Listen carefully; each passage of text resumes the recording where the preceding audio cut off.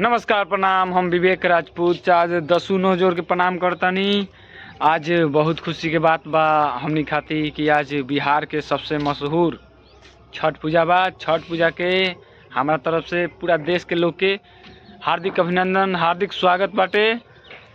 और बता देहल चाहतनी इ पर्व पर बहुत दूर दूर से लोग आवेला। इ हमनी खातिर बहुत ही बड़ा पर्व ह जौन कि 3 दिन के होला।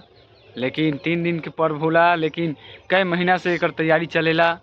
और आज उ दिन आ गइल बा। शाम के हमनी जाएम सब घाटे, तो आप लोग के आगे के वीडियो देखाएम सब कैसे हमनी के बिहार में छठ पूजा होला।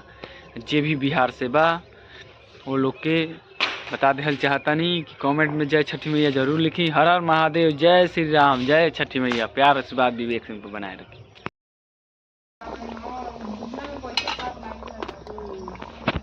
ठोकतानी ठेकुआ बलम, प्रसादी बनावतानी हम।